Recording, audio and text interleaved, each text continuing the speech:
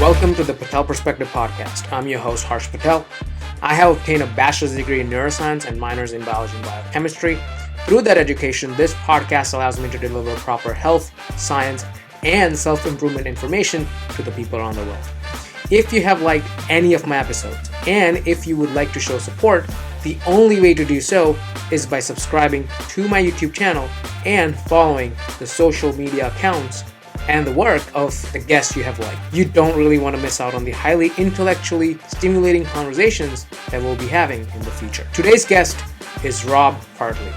Rob Hartley is a hybrid fitness coach and athlete. He has tremendous knowledge on setting up your hybrid training, which is consisted of running, strength training, and calisthenics. We talk in deep about these three components of hybrid training and his goals of pursuing long distance running, and also getting through the mental and the physical struggles of pursuing the extremes of running. I have had an awesome conversation ingrained in knowledge of how to set up hybrid training. I hope you like this conversation. And now my conversation with Rob Hartley. Hi Rob, how are you doing? Hey man, yeah, I'm good. How are you? I'm pretty good. I'm really excited to be here to learn about the hybrid training principles that you're going to share us today. But before that, I want you to tell everyone who you are and what you do, and then we can get started. Well, hopefully I can provide you with some teachings. Hopefully you enjoy what I have to say. My name's Rob Hartley. I've been a personal trainer for 8 years. And I've just recently moved online, so exclusively coaching online now. And I specialize in hybrid training. And I suppose I could say I'm a hybrid athlete as well. Sort of, I walk the walk, I guess, when it comes to hybrid training. So, what is your? I'm gonna throw you a question which I aim to ask every guest or some variation of it from now on.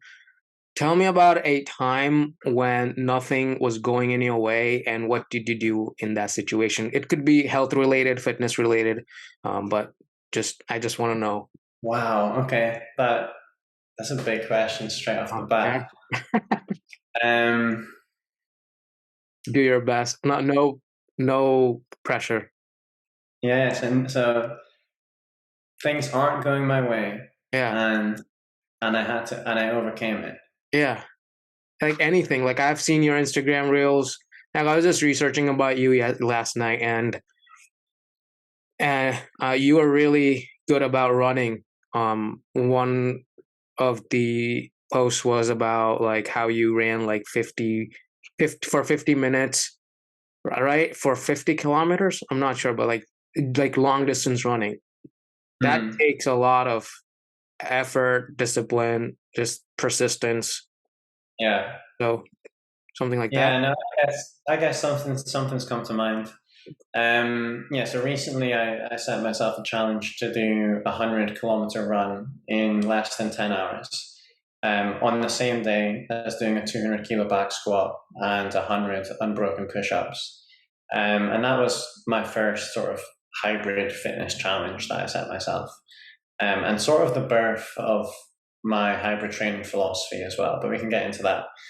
But it's actually my 7th 100-kilometer run, or 100-kilometer walk/run.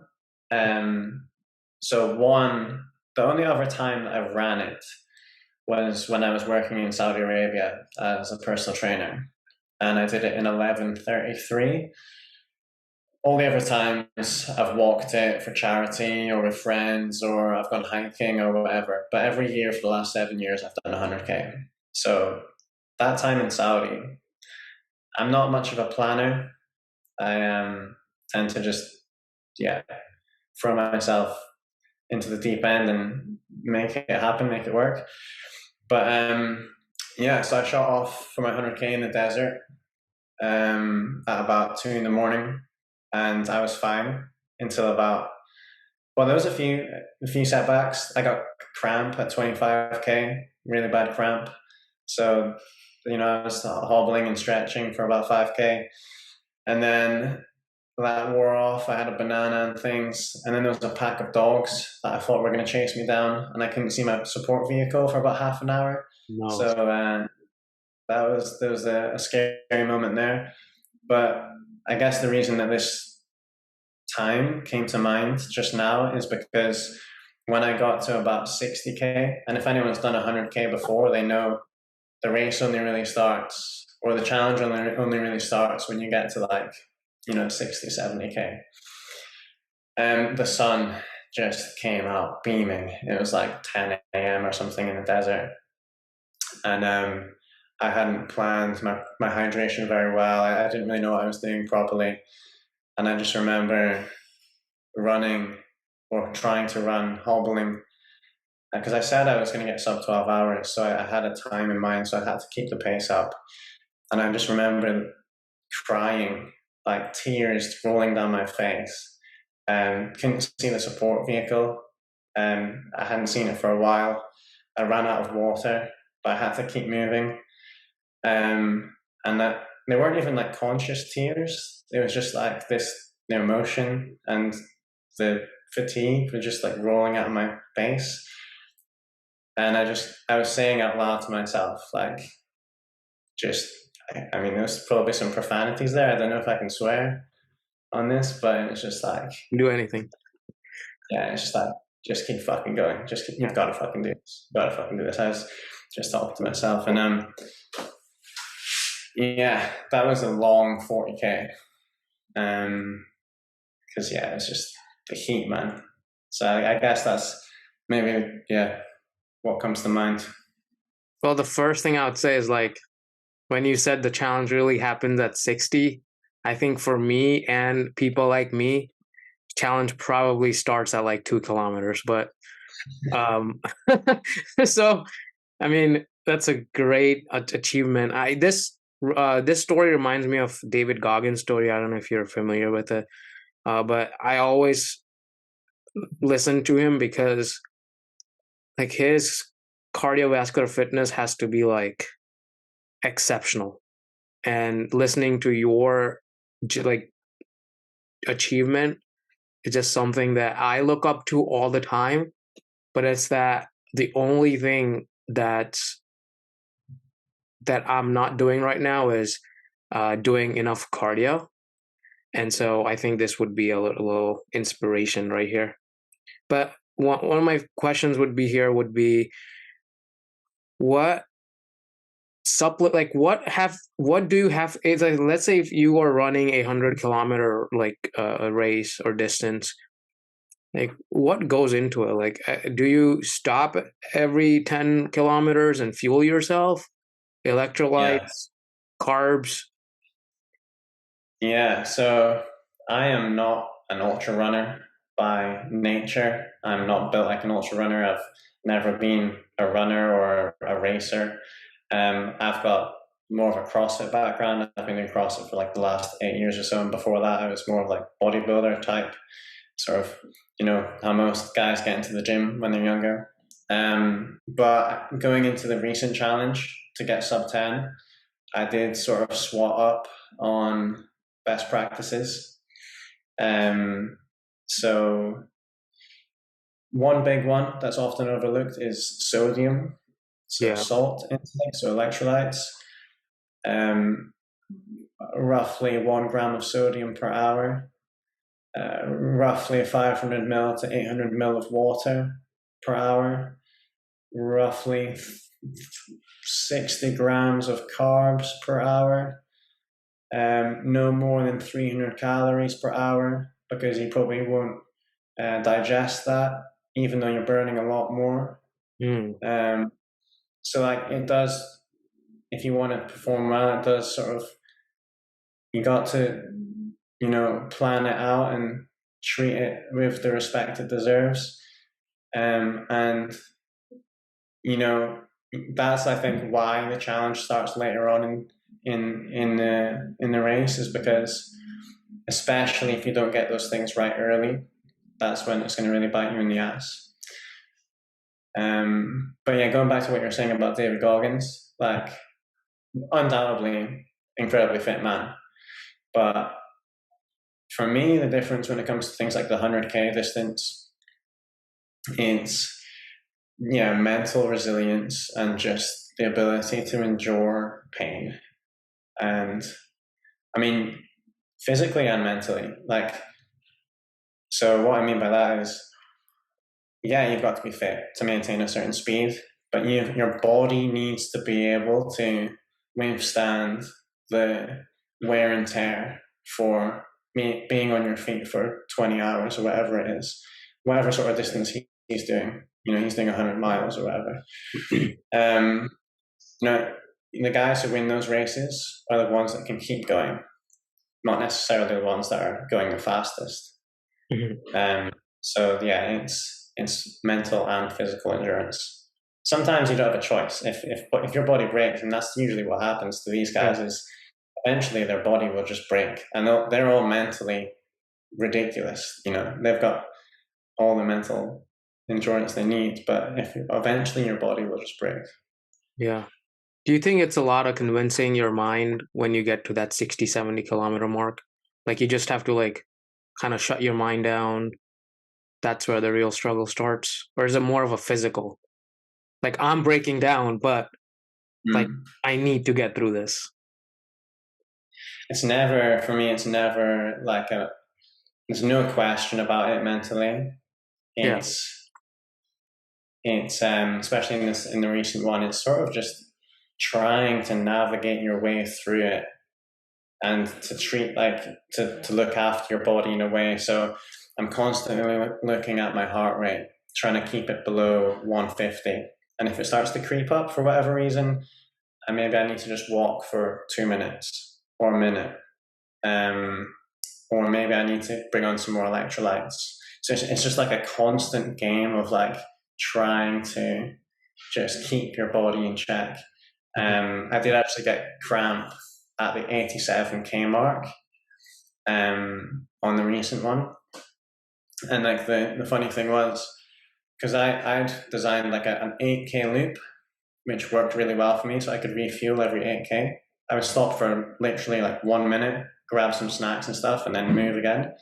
But going into like the 8K around like the 85K mark, and my girlfriend was there, and I was like, oh, I'm flying. I feel so good now. Like I'd found like the second wind.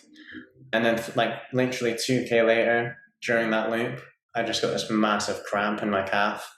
And I was cutting it fine because I finished the race in 9:57. The goal was sub 10. So, I didn't have much time to play with.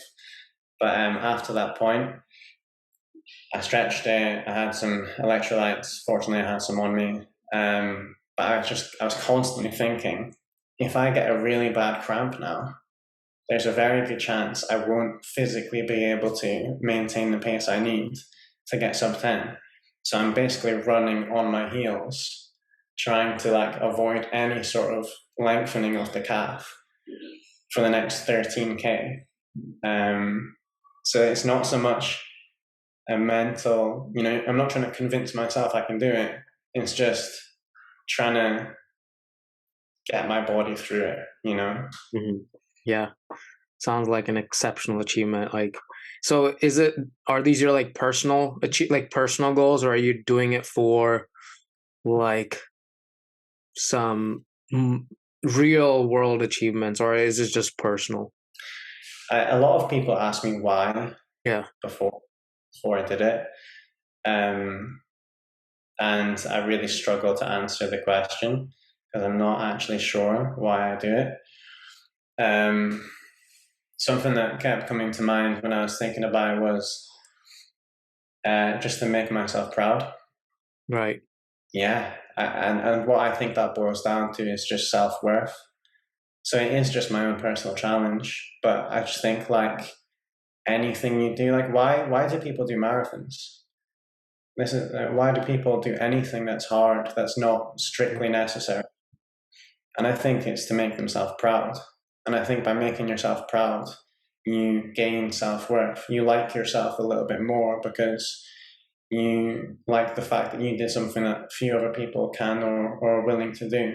Or you overcame something that was particularly hard, so you respect yourself more. And it always boils down to self-worth. And for me, I think self-worth is the biggest predeterminant of happiness. Because if you like yourself, if you respect yourself, Yeah, then you're going to be a happier man, you know? those are Um, great words. Keep going. no, I mean, that's all I have to say. I guess it sounds quite deep, and it's probably not what people expect when they ask me why am I doing it. But Yeah. I guess that's why I had to sort of reflect on it, because I can give you the you know, I don't know, the answers that everyone wants to hear, to test myself and to, you know, whatever it is. But I think at the bottom of it all, it comes down to self-worth. And you know what? Like, I'm not going to lie, there's obviously validation and credibility and status involved as well, especially Yeah. being in the fitness industry. And I don't know how much, or, you know, what the balance is between me gaining self-worth from liking myself because of what I've achieved, or me gaining self-worth because I'm getting validation and status and whatever else. So, but either way, I think it boils down to self-worth. I think that's why we do, when anyone does anything. I totally agree with you. Like we always do something that makes us feel like worthy and proud, and it just Yeah. increases our sense of value. And I think that's why I do weightlifting. It's just that like growing up not fitting in like this, I'm not gonna say it's the society, but like growing up not being lean and not being muscular. And when you think of Indian guys are not naturally muscular like other races. Is other cultures have like high protein in their foods all the time. They're we're I don't know if this is true like genetically, but like other races are more of they they have that genetic capability to build a lot of muscle or to uh, gain a lot of strength. But when I think of my race, it's just so much harder. I don't know. It's just so much harder to build muscle, gain strength, just because how crap our diet is. But also like it's just the cultural beliefs and biases that are built in, that comes from family, society, and so I think that's also the reason why I pursue weightlifting and powerlifting. So I totally agree with you on that. It was a pretty deep answer. I wasn't expecting it from like a muscle guy, but speaking of the muscle guy, I feel like if you want to do hybrid training, I feel like when I look at you, you were probably a bodybuilder and then you transition on to hybrid training because if you, I'm just speculating, if you were someone who started hybrid training, like in your early days, you wouldn't have this much muscle on you. Am I right? I guess not necessarily. I mean, it depends how you sort of define hybrid training and what your goals are within hybrid training. Mm-hmm. Um, it definitely helps having more of a bodybuilding type background, but through my CrossFit journey, I got smaller than I am now, Oh, and then I've put some muscle back on again. And if anything, for me, my training philosophy when it comes to hybrid training is actually very sort of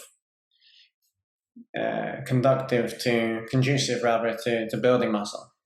And that's something that I wanted to be part of my training philosophy, because we all want to be able to build and maintain muscle. yeah. And, you know, we shouldn't be ashamed of that. And I think in the CrossFit world a little bit, it's almost frowned upon a little bit because there's such a divide between CrossFitters and bodybuilders, and it's like CrossFitters train for performance and bodybuilders train to look a certain way, and you know CrossFitters will say, you know, how shallow of them to just be training to look a certain way, and you shouldn't worry about what you look like or focus on building muscle. You should only focus on performance. Whereas everyone wants to look good. There's no shame in that. But yeah, my hybrid training philosophy sort of just blends a bit of it all together. When you, let's say, when you look at someone's average week, right? How, as a beginner, would you advise them to set up hybrid training? Like, what is your philosophy? What are your core principles that you like to provide people? And what are the small things that people need to like have in mind, like objectives? Let's say, I don't know, this is just me again speculating. When I'm running, like, do I need to make a goal? Like, I need to run like 5 kilometers in like certain amount of time. What kind of goal setting do you do in terms of strength training and cardio or aerobic training? Yeah. And so hybrid training is quite a broad term. I think essentially, and maybe there is a definition out there. I'm not sure if everyone's agreed on one yet, but it's basically the pursuit of both strength and endurance simultaneously. And that can come in many forms.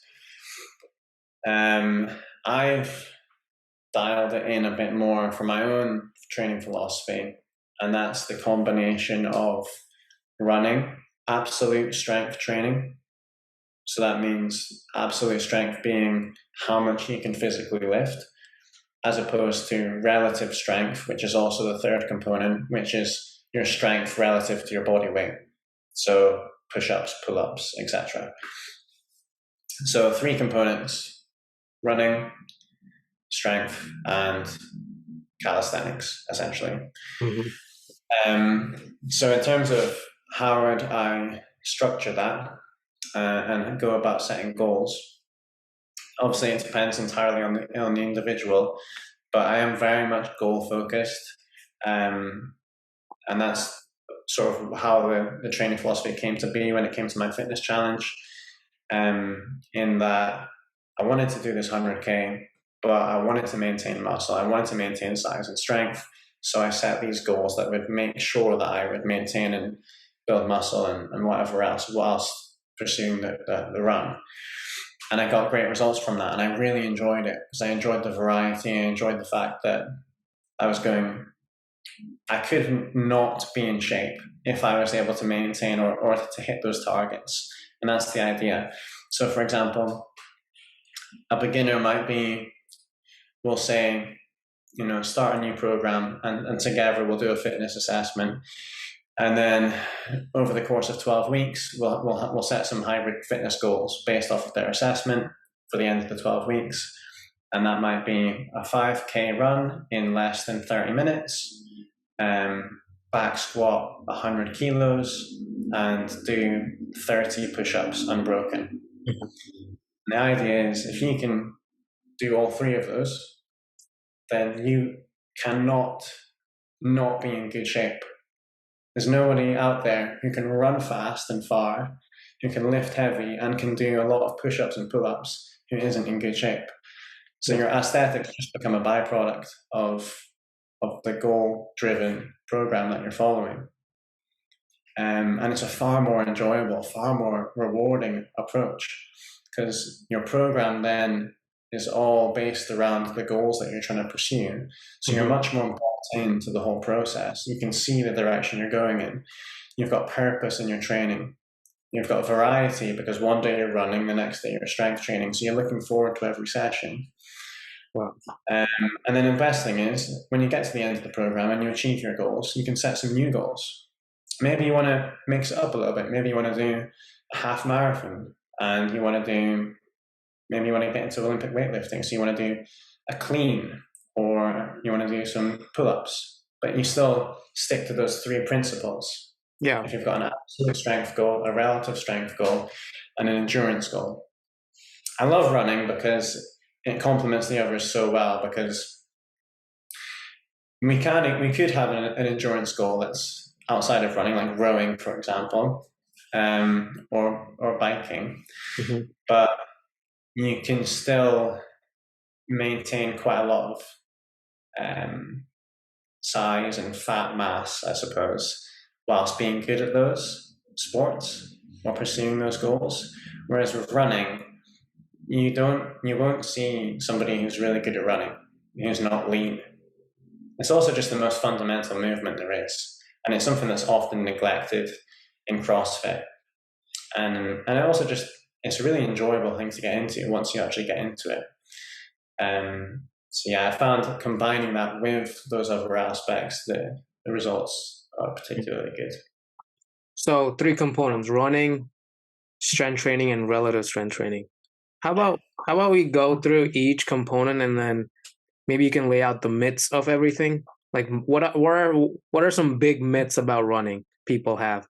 For me, I'll just mention my myth. Running is like so boring. But I'm willing in maybe 2-3 years uh do long distance running. Maybe even like tomorrow, okay? But like I just need this mental barrier to go away about running. That it's so boring. Like when I'm like 30 minutes in, like I don't want to be like, oh, I wish this stopped. Yeah. Big myths. So, I mean, it's not a myth if it's true for you. Mm-hmm. There's ways you can go around that. So, first, I would say having a clear running goal. So, there's actually purpose to your training. You're working towards something. There's a reason to go and run. So, in the back of your mind, when you're going through a long session, you're doing it for a reason. Having a heart rate monitor. So, you're Okay. constantly occupied by tracking your heart rate on your wrist. Where are you? Do you need to slow down? Do you need to speed up? Having a specific running program that might dictate speeds or heart rate zones or whatever else. So you're constantly thinking about what you're doing. And then also just things like having a good podcast, music, having a good route, things like that as well. Variety, but that comes in the form of the program. So, if you're just constantly going out for an hour run, then especially if you're maybe training in zone 3, zone 4, maybe you're going faster than you necessarily should be, because most of your running should actually be an easy pace, which is quite an enjoyable pace to run. Where a lot of people go wrong is they run too fast, especially beginners. They're constantly trying to PB their 5K every time they go out. And that makes running very unenjoyable. And the fatigue you get from that is going to impact the rest of your training. So for beginners, I say start easy and just enjoy it. And the thing is, it does become enjoyable. When you learn those principles, the hard intervals, there's nothing fun about that. But easy runs should be fun. Like the mental clarity you get, the escape from normality, just to get some fresh air, just to have some time to yourself. So it's definitely those ways of reframing it, I think. Maybe that's one idea, reframe the whole thing. So what would you advise people who don't have consistent weather outside? Like for the place you're from does not have consistent weather. The place I'm from, it's gonna snow in like 2-3 months. So what's the piece of advice you would give to those people? Run on a treadmill, run inside. Not treadmill? Okay. Yeah. I just hate my mind like making excuses right now, and it's just coming out as different questions. Because on a treadmill, you cannot like control your pace like you would want to. But I mean, I guess treadmill could be an option too. It's actually a lot easier to control your pace on the treadmill because you set the pace and you go. If anything, the treadmill is easier than running outside. So that's why I recommend people run outside as much as possible. If they are trying to achieve a specific goal, sometimes just running on the treadmill can lull you into a false sense of confidence. And then when you do go outside to test your pace, it's not where you thought it was. So do try to get outside as much as possible. But keep the excuses coming. I wanna bat them away. So if anything Yeah, else these are comes to mind, probably like the common excuses you probably have heard when you're coaching. Like people, I'm just trying to like run away from it, but like I know I need to do this for exceptional cardiovascular health. But I mean, other excuses would be like it's too long. And does that matter? Like the length of the training when we're talking about long distance endurance, or you can get the benefits out of like a short 30-minute session, or do you have to do like more than an hour? I mean, 100%, you can get benefits from. I mean, obviously, some things can be better than nothing. I Yeah. think the 80-20 rule probably applies in the sense that just doing something is a hell of a lot better than doing nothing. And actually, the benefits probably start to dwindle or become more negligible as we start to increase the distance further and further and further. So, if anything, you're probably getting the most bang for your buck in terms of added benefits just by doing something. But it depends on what your goal is, you know. Obviously, when I was training for the 100K, I had to do some very long runs, which were very boring. So, there's no way of getting around that. I was building up to like 50, 60K, Yeah. 5, 6 hours of running. But, if you're just looking to improve your 5K or just looking to get some running in to be fit and for your cardio, then, for most people, myself included, I don't tend to run much more than 30 minutes to an hour max. So yeah, time wise, it shouldn't be an issue, especially if you're used to training. My sessions myself are usually no more than an hour for anything, strength, running, whatever it is. Apart from, I usually have one long run at the weekend, but I'm now training for a 5K. So I've done the long distance. I'm going to try a faster goal. So my long run now, I stick to about usually 15K, so less than 90 minutes. And that's my longest session of the week. So yeah, you don't need to be in the gym for hours. Yeah. So, do you think that when you do those long distance running, like 50K or 60K, do you think that gives you an edge at 5K? Like you can easily beat that time if you're racing with anyone to get the lowest possible time. I would say it's very, very different. So I've probably built quite a good aerobic base.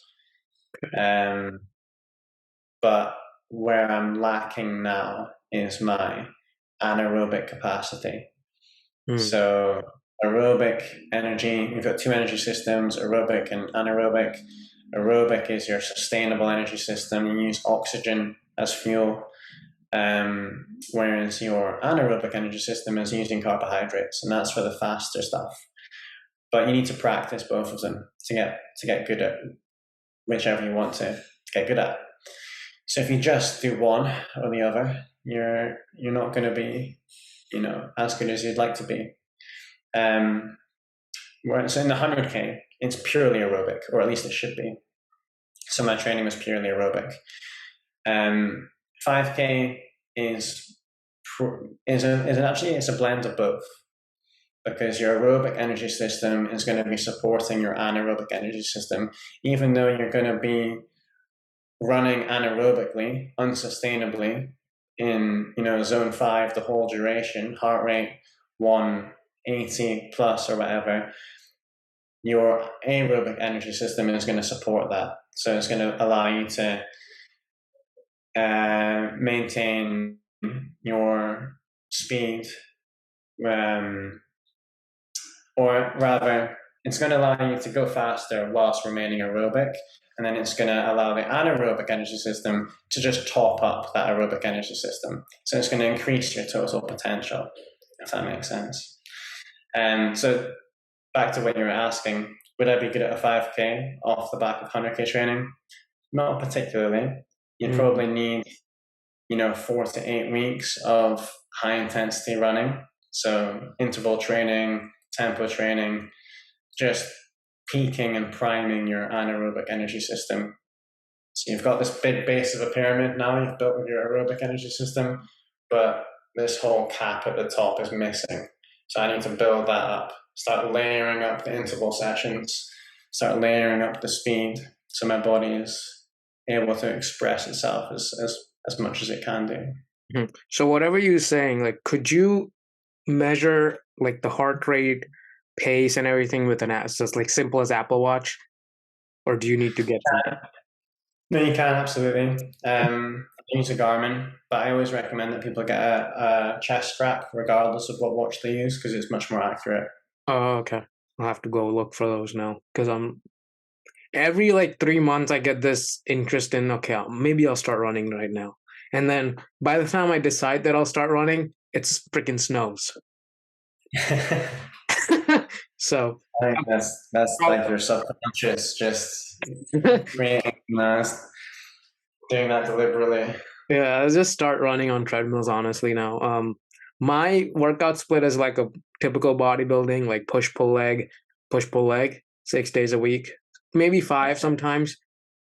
Getting tired of it. I want something different. Maybe I want to cut out things that I don't want to do often. Yeah. My muscle groups are like some of the muscle groups are already like big as they can be, so I don't need to train that much. So I might cut back on the volume.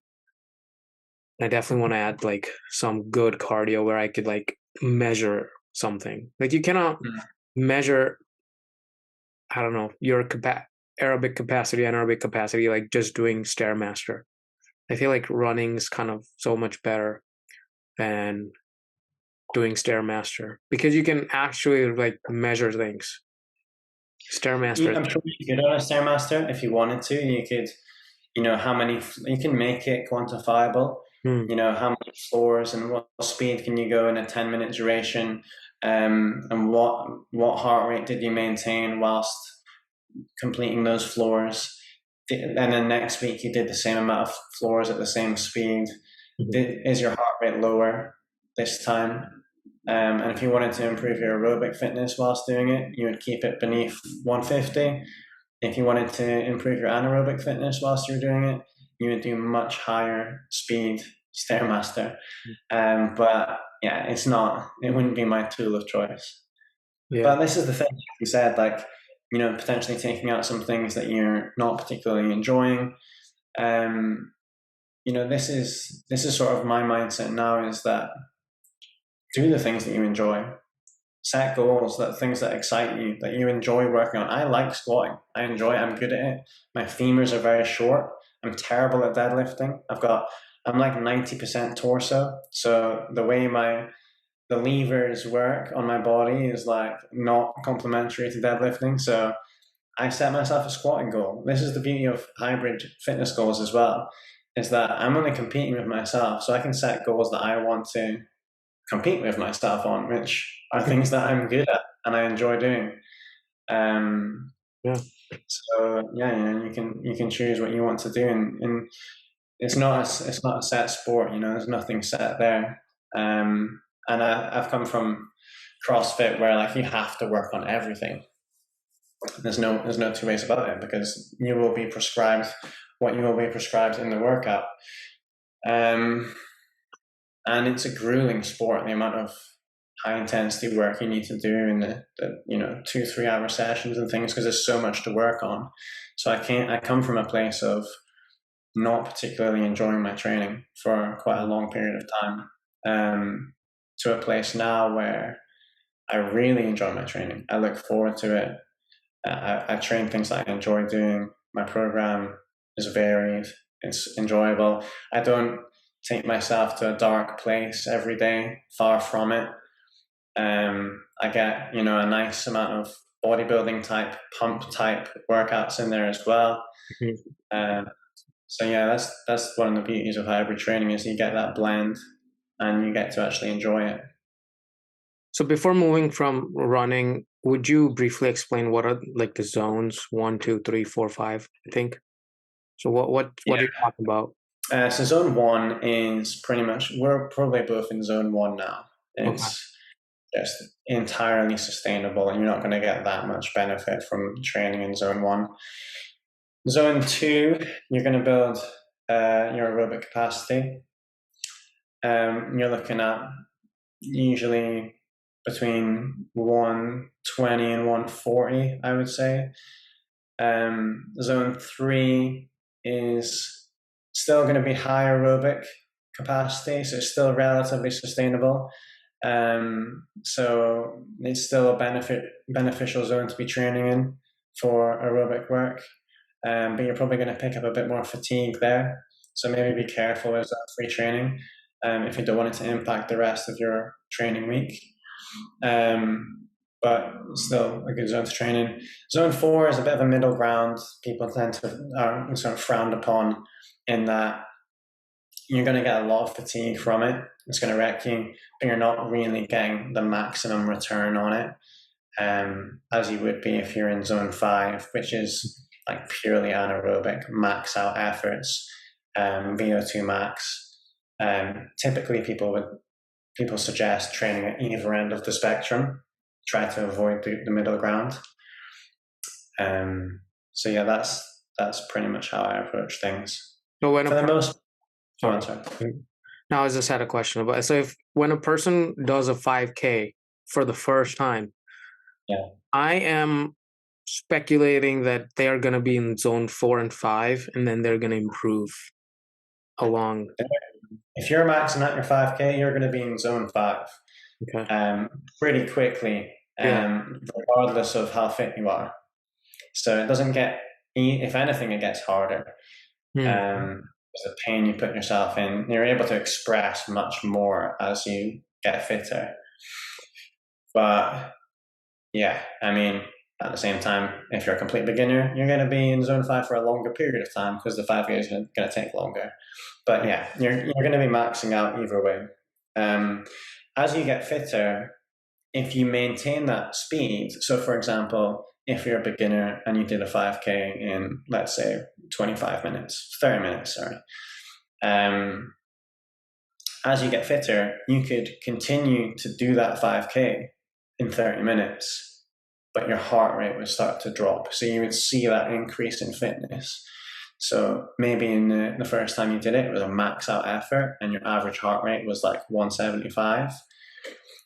But then in 12 weeks' time, because you've been running a lot, you did it again. You decided to stick at that pace. Maybe it's on the treadmill. You look at your heart rate afterwards, and your average heart rate is like 155. You didn't have to go to zone 5. Your body didn't take you there. So that's just clear fitness gains. Cool. That's the beauty of wearing a heart rate monitor, is that it makes it much more tangible. Just gives you something else to quantify your gains with, because you don't want to be maxing out all the time. Doing a max out effort of anything, especially a 5K, is horrible. So if you can track your progress without having to max out, fantastic. So you could be purely doing aerobic training and just enjoying yourself. Yeah. But you do 5K in 30 minutes, average heart rate 140. In 12 weeks' time, 5K in 30 minutes, average heart rate 130. You can see the progression, but you've just been enjoying yourself. Sounds interesting now. When I connect everything in a scientific way, it just sounds pretty cool to me. So yeah. Moving on to strength, what are biggest, myths, but like what are the biggest things that you want to point out here? Goals and everything. Yeah. I think the one that comes to mind, I guess, if you want to get stronger, well, first of all, I guess you got it depends where you are in your fitness journey. So if you're a beginner, we want to be developing movement proficiency and we want to build some muscle mass. And that's going to be the most efficient way to get stronger as well. So we're looking at, 8 to 12 reps, focusing on form, maybe regressing the movements to simpler movements, just focusing on the movement patterns. So if it's deadlift, you're focusing on the hinging at the hips, bracing, keeping your back neutral, all of these things, building strength and proficiency. But when you get to, maybe bodyweight deadlift, bodyweight squat type region, that's where I would take the reps down to 3 to 5 reps. And you're looking at maybe 5 sets. And one of the reasons for that as well is, one, you're going to be lifting heavier loads. So your body's going to adapt to lifting heavier loads, and you're going to get stronger through that. But you're also not going to have as much fatigue, as much muscle soreness as you would if you continue to focus on hypertrophy, if you continue to do the higher rep ranges, which means you can train more frequently. So if I'm trying to get better at back squatting, I've done programs in the past where I'm squatting 5 times a week, but I'm doing no more than, say, 3 to 4 reps per set, and I'm not doing a huge amount of sets. So that means I can train more frequently because I'm not experiencing the same amount of muscle soreness. So when it comes to strength training, I would say once you're a fairly well-trained individual, then lift heavy and lift frequently for fairly low volume to avoid muscle soreness. And then you get more opportunity for progression and more exposure to heavy weights. Also, it doesn't then impact your running as much or other aspects of fitness because you don't have the same muscle soreness. So this is something that I had to sort of navigate with the challenge. I couldn't be doing high reps and putting on a ton of muscle soreness if I'm going to be running the next day. So I had to watch the volume, and I found that this approach works really well. For upper body, if we're talking in terms of hybrid training, it's not as it's not as essential to avoid muscle soreness because it's not going to impact your running. And for me, my priority is actually more building mass in the upper body rather than strength, or just improving my push-ups and pull-ups because that's just a specific exercise goal that I have. So for that, it's generally high volume. So I tend to go more high volume for the upper body, low volume for the lower body. So my question would be,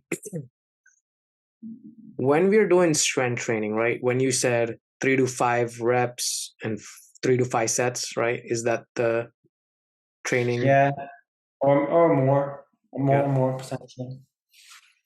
So I'm doing strength for squats, deadlifts, and bench. And what I'm trying to learn, I did not do any strength training last year just because I relocated and everything. But now I have had time for the last 3 months to actually focus on strength training. When I do, so this is something that I'm trying to learn over the years. When I do my first set of heavy, like 80, 85, 90%, 1 rep max, should I fail on my last rep? Or because I failed a lot of times. Like I feel like yesterday, I'm just trying to start my strength training back. I was lifting 195 for 3. First rep I failed, and not first rep. I do one rep, second rep, and then the third rep I fail. The bar just comes on my chest. I do that thing where I don't put the clips on, and so there have been many instances where I've acted dumb and acted impatient, and I've like not hit the third rep on the first set. It was so fatiguing, and after that, I couldn't even lift like 1 rep. And so I'm just trying to see if like the first set, right? Are we going to failure on the last rep, or are we not going to failure? No, I'd probably avoid failure, especially in the first set. You want to get a decent amount of volume in, a decent amount of exposure to these weights. especially if you're just getting back into it. If you're starting a program, you tend to want to start fairly conservatively, Mhm. set yourself up for success and leave room for progression. So ideally, you want to be, finishing your. If you're just starting a program, the first session should feel pretty good. So you've got room to then progressively overload for the next few weeks fairly comfortably before your body is then at a point where it can then progress and surpass your previous uh, plateaus or PBs. Um, but having said that, it depends on the program. You might want to, you know, max yourself out towards the end of the session and see what you've got in you. There's also injury prevention as well. If you're going to be maxing out, there's a much higher chance of getting injured. So something you Yeah. probably want to avoid. What is the ideal strength gains in a month? Is it 5 pounds, 10 pounds, 20 pounds? Like, what have you seen on average? I don't work in pounds, but Or kilograms? I'm so sorry. I had to think about that when you were talking about benching 190 as well. No, But, absolutely not kilograms. That's pounds, and that's like under 100 kg. So not that strong, but anyways, okay, kilogram. yeah. Um, it depends. It depends how how specific the training is as Mhm. well. What your background is. What your previous bests are. If you're, I could say so it varies so much. Are you a beginner? Are you advanced? Um, you can make a lot of progress in a fairly short period of time if you want to go all in on that exercise. Yeah. So, like I said before, I put on I don't know, 20 kilos on my squat. I took my squat from 200 to 220 kilos in about 8 weeks, um, which I guess even saying that though, I mean that's because I was squatting like 5 days a week, but 20 kilos at that level is quite a lot. But then 20 kilos to the guy who's just started squatting and his PB is 40 kilos to get to 60 kilos in 8 weeks, it should really be a given. He should be increasing his squat. If he squatted 3-4 days a week, he should be increasing his squat by 5 kilos a week fairly comfortably. Really? So yeah, I mean, if you've got so much room for progression, you call it the beginner gains, right? So if Yeah. your squat's like 40 to 60 kilos as a man, then you're probably going to get to 100 kilos within a pretty short space of time if you're training properly. Wow. I think from this conversation, what I'm trying to learn is like my first set is very fatiguing. Like I just go all out on the first set and then I don't leave room for progression. And I think that's what I'm trying to like navigate. Like what is the correct way to lift weights? Sometimes like as basic as that. Like lifting for the last 3-4 years, like, but I'm still trying to learn what actually goes into strength training and not maxing out because my bench is like for in kg it's probably 100 kg, but I've been trying to improve that for like last 3 years, and like I have I've been looking at different sorts of progressions, but I think from this conversation what I'm learning is like I have to cut back on the weight, I have to do more sets, and I have to maybe train frequently. Yeah, how many days a week do you squat? I squat once, but I have big legs. I have big lower body. So when you say 5 times a week, right? When I think of doing squats 5 times a week, immediately what I fear is like, I don't want like more booty on me. Like, I don't want thick legs. I don't want like thick thighs, more thick thighs, because I naturally have a big upper body genetically. Yeah, And I wouldn't suggest going from 1 to 5, yeah, um, But also, do you do a lot of hypertrophy training? So when you do a lower body day, what's your session look like? So in terms of lower body, it's just like, honestly, it's just squatting one day. So the first leg day, I'm just squatting. Like today will be a squat day, and it wouldn't be a leg day, sort in a sense, because I'll do like I'll do 3x3 of squats. And then I'll do like, it's kind of like a full body because I don't focus on legs that much. I might be, It's coming out. You said push pull legs before. yeah, Now push your feet's coming push out. push pull full body, push full body. Okay. But I do And, squats and, three and by your, three. your leg day is squat is 9 reps of squatting and then back onto upper body again. Yep, that's it. Okay. What's my what is that? Is that how you would do it, or how? What are your comments on my terrible leg day? I think if you want to improve your squat, Hmm. then you're gonna have to do more than 3x3 a week. Yeah. You're not gonna put on a huge amount of muscle mass Okay. if you did a bit more than that. Are you At that, sure? at your strength level, something like 5x5 is always a solid place to start from with any sort of strength training. Yeah. So 5x5, just make it challenging, but make sure you can finish all the reps and try to increase the weight ever so slightly each week. So small amount of progressive overload. If you want to add in a second session, maybe 5x3 as well during the week. And if you wanted to really add a third session in, you could probably do something like, I don't know, 5x2 as well.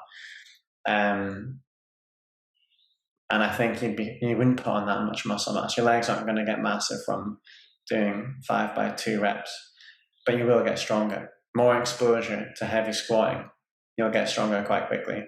If you did 3 sessions a week, around 2 to 5 reps, so then your squat would fly up.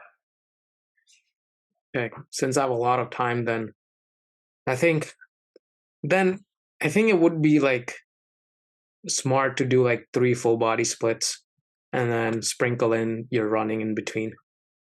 Yeah, that's the conclusion I came to. So I do strength training, running, strength training, running, strength training, running. Yeah. And yeah, my strength training days will be typically a big movement, squatting. Well, at the moment, because of my current hybrid fitness challenge, it's a bit more specific. So my goal at the moment for the next challenge is a 180 kilo clean, sub 8. I actually saw that reel. That was pretty impressive. And well, it'll be impressive if I achieve it. It's a pipe dream at the moment. Okay. But yeah, 180 kilo clean, a sub 18-minute 5K, and 18 strict chest to bar pull-ups in the same day, similar to the last one. So my strength training days at the moment, 2 movements. They vary, but it's a squat and some sort of clean variation. And then a ton of pull-ups and push-ups generally. Or maybe I'll sprinkle in a bit of arms or some other sort of upper body exercise, but pretty low volume, but heavy weights, cleans and squats of some variation. What I like to do actually with my strength training is build to a heavy single and then go off a percentage of that single on the day. So I sort of get to feel out how I'm feeling that day, and it also just primes me for the sort of bulk of the work that day. So a typical day would be, let's take yesterday, build to a heavy back squat, single, and then build to a heavy clean, single, and then 10 times 1 cleans at about 90% of the heavy clean, and then 5 times 3 back squats at about 90% of the heavy back squat. And then that'll be that. So it's 2 movements. But for most people, I actually just give them 1 movement. So I just give them, say, 5 by 5 back squat, and then, a lot of people will, 3 by 10 and things like that. I'll give you 10 sets of push-ups and pull-ups and dips. Like, I'm not afraid to give people a huge amount of volume when it comes to upper body. It's fun. It's enjoyable. Like, you just get a crazy pump. You get better at pull-ups and push-ups quite quickly. You keep it simple. You don't need to be doing loads of different exercises. My whole training program probably consists of about 10 exercises max, and I love it. I think the less, I just wanted to make a point. Like, I think the less work you do sometimes, the more results you get. It's something that I have seen. Less number of exercises, but that's what I've seen too. I agree. I think you spread yourself too thin. If you do too much, then you don't get better at anything. Specificity, I'm a huge fan of. If you want to get better at something, then focus on that thing in anything. Mm-hmm. And lastly, moving on to our last component of the hybrid training. What about body weights or calisthenics? Yeah, I mean, I'm no master of calisthenics. To be fair, I'm actually no master of running or no master of powerlifting or weightlifting either. I just dabble in everything.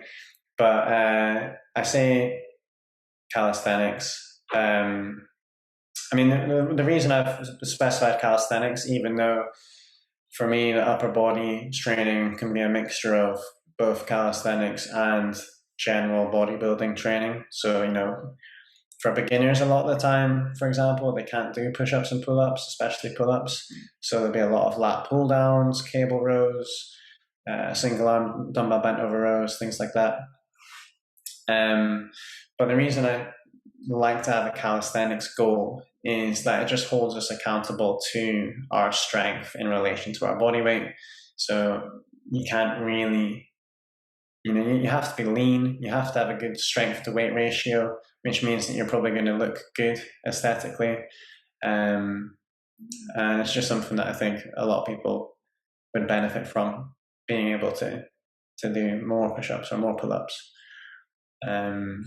So that's the reason why I use that typically as the metric for the upper body. It rounds everything off quite nicely. It's a nice balance.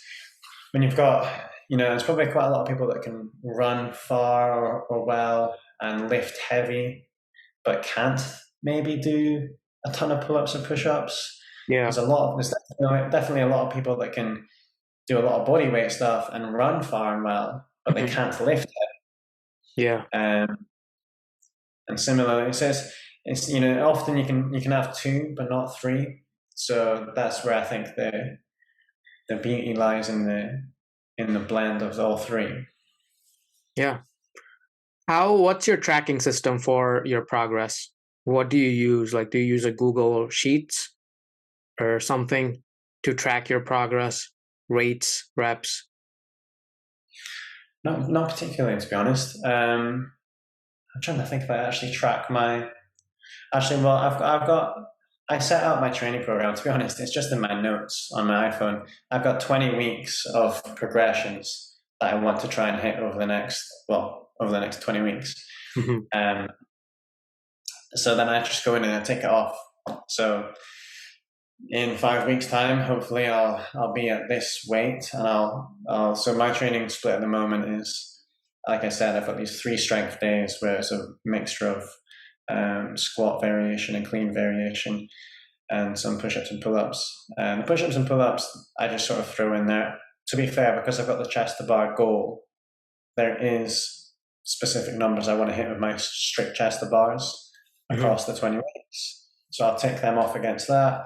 I'll take off my cleans and my squats. I've got specific numbers I want to achieve each week, ideally. And then my 3 running days, unlike my 100K where it was just all aerobic, now I'm actually going quite aggressive, because typically I would suggest if you're going to run 3 days a week, I'd say one easy run, one long run, both aerobic, and then one either interval or tempo run, alternate each week. Whereas I'm doing a long easy run and then interval run and a tempo run each week, hoping that my sort of aerobic base from before carries me through and I can just focus on peaking my fitness. But yeah, in terms of tracking, it's just really just trying to tick off what I've got planned for the next 20 weeks. For my clients, I use an app where I can see all their progress. They've got specific goals that they want to achieve, hybrid fitness goals that they want to achieve based on their fitness assessment before we started training together. Every 8 weeks, we retest those, and I can see their progression over time. So we can see all that in the app, and I keep a record of where they're at on a separate Google sheet as well. That's awesome. Any last piece of advice for people who are pursuing hybrid training or who want to pursue hybrid training like myself? I think everyone can be hybrid. Yeah. Set yourself some clear goals. That's step number one. In every aspect, right? Like running, clear goal, strength, clear goal, and then calisthenics. Exactly. Create a program or get somebody to create a program that's going to help you reach those goals, and then get to work. Just do it. Yeah. And don't come up with any excuses. You can always get it done. Of course, you should tick off all the basic lifestyle guidelines, like sleep 7 to 9 hours a night, hydration, consume 2 grams of protein per body weight, per gram of body weight, all of these things. But even if you don't tick off all those things, because life gets in the way, you should still train. You should still do your program. Just be consistent. Just chip away. If you got a good training program, you should reach those goals. Mm-hmm. And yeah, enjoy it. Okay. One last question. Make yourself proud. Make yourself proud and increase your self-worth, I guess. Like find training principles. That's my number one piece of advice. Make yourself proud. If you're, if you're struggling for motivation one day, or if you don't want to do that last interval of the running session, mm-hmm. or you don't want to do the last set or whatever it is, just think to yourself, make yourself fucking proud, because that's what's going to make a difference. That's what's going to make you happy at the end of the day. It's awesome advice. One last question that maybe you can answer quick. What is your nutrition side like? How many calories do you eat per day, and what are your top nutrition advice for people in pursuing hybrid training? I don't track my calories at the moment. I would say focus on consuming a sufficient amount of protein. So 150 grams plus. It depends on your body weight. Generally, I just say 150 grams plus, but 2 grams per kilo of body weight. Yep. Or roughly a gram per pound of body weight. Mm-hmm. And just make sure you're fueling yourself. When it comes to calories and body weight, that's really for the individual to decide what weight they want to achieve. Do you want to lose weight? Do you want to gain weight? Do you want to maintain weight? So it's hard to prescribe something for everyone. But if it's purely performance based, then make sure you're not losing weight. Well, again, it depends on the individual. If you need to lose weight, you need to lose weight, but you need to fuel your workouts. You need to be consuming enough to build and maintain muscle. Mm-hmm. If you've got hybrid fitness goals. And if you're in a calorie deficit, you're going to struggle to do both of those effectively. Yeah. So, sorry, a calorie deficit. Did I say a calorie surplus there? If you're in a calorie deficit. No, you said deficit. Yeah. Okay, cool. So, calories is not my primary focus. Fueling your workouts well, consuming enough protein to recover, and consuming enough to achieve your goals is really the focus. Awesome. Well, this was a great conversation. You gave a lot of knowledge, in fact, for people like myself who are kind of beginners in this pursuit of hybrid training. So I really appreciate your time and knowledge today. So thanks for coming on the show. Absolute pleasure. Thanks for having me. All right. Bye, everyone. Thank you for tuning in to today's podcast. It was a really knowledgeable podcast for people who want to set up their hybrid training. If you need a coach who looks after all three components of fitness, running, strength training, and calisthenics, then Rob Hartley is definitely for you. Go to hybridfitnessproject.com to sign up for a discovery call, which will enable you to have Rob work with you in your fitness journey. Additionally, he has free information on his Instagram through his reels, posts, and stories to actually go about hybrid training. Please check those out if you're interested. And thank you for watching this amazing podcast interview.